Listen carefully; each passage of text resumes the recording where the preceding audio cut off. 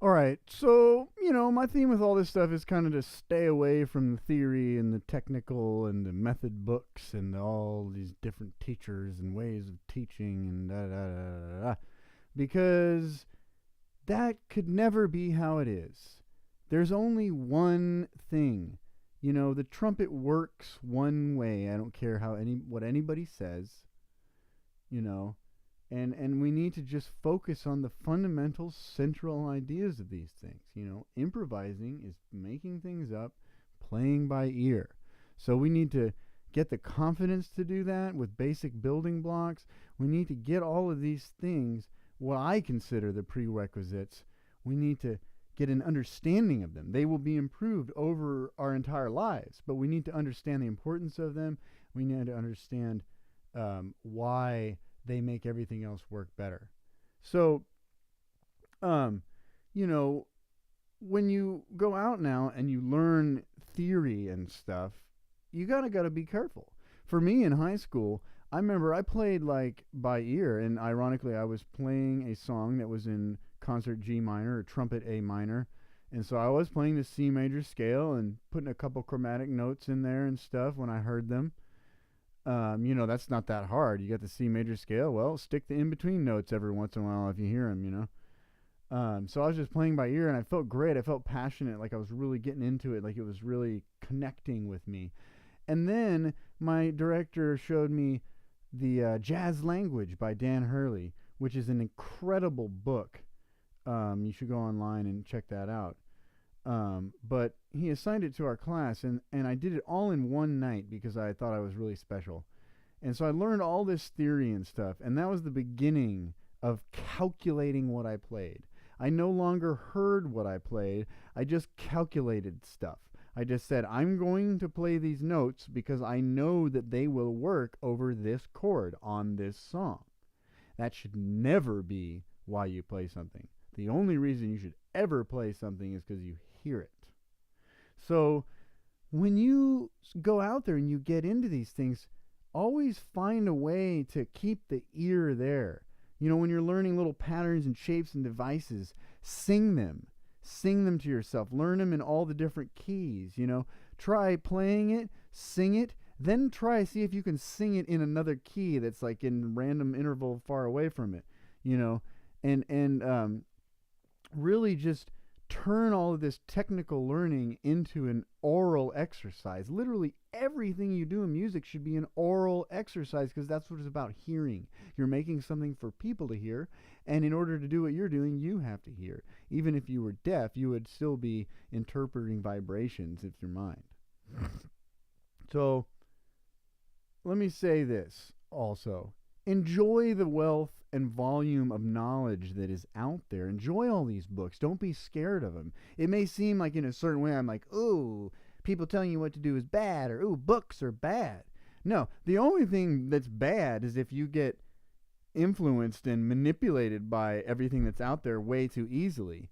And the reason that it's bad is because you've got so many different things and they're really just talking about the same thing, the one central thing, in different ways. And if you aren't looking at all these different things as if they're out here and you are at a central point where the fundamentals are clearly understood by yourself, then it's like you're going to be going, oh, to this one, to this one, to this one, to this one, to that one, to that one, to that one. It's impossible, But if you stay in the center, everything's based off ear, you'll recognize that all of these books, they connect back to you. Like you're a mountain, or you're the ocean and all the streams connect to you. All the streams go out from you. You is your fundamental ear. It's your central identity as a hearing musician that hears. Anything you learn technically or academically has to be heard, or you don't have it. You haven't assimilated. It doesn't count. And that can be extra bad on an instrument like the trumpet, where it's really easy in faster passages to play all the individual notes out of tune, because it's like you gotta play each note in tune, and that's why you have to hear it. You have to hear that, Or it'll just sound like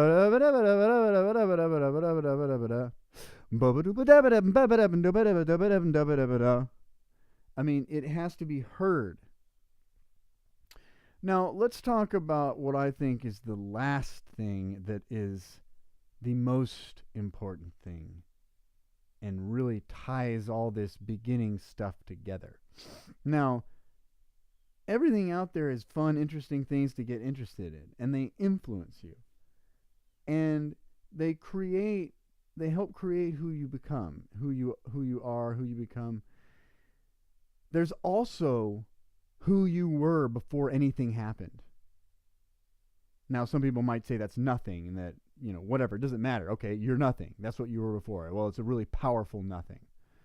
And you need to stay in the center of that, okay? As you're young, you may not know who you are, but you need to understand that the you that you will become is already here.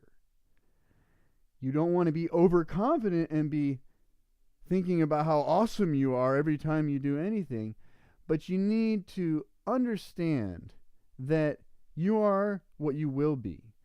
You're not missing what makes you you.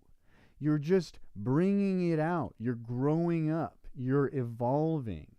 So that's what we have done here.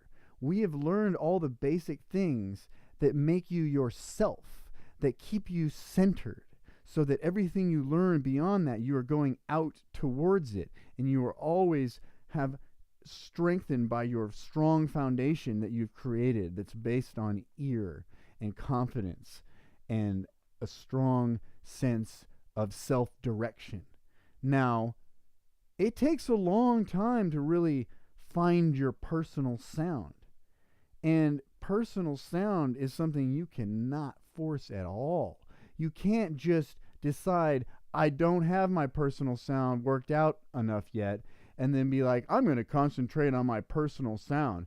And then call up Wynton Marsalis and be like, hey man, I figured out my personal sound. No, you can't do that. Your personal sound is something you already are, and that was given to you. You didn't make yourself. So you already are something, and you need to submit to that. You need to understand who you are. And then you will find that as you are moving forward, you become more of yourself.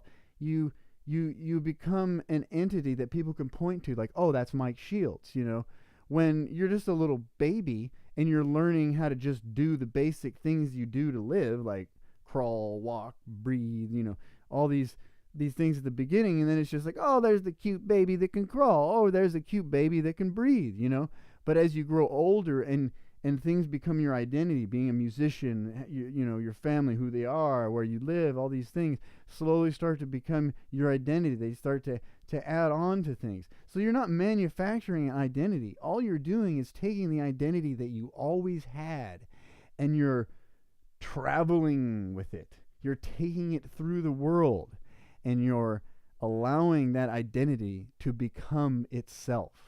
You are allowing yourself to become yourself.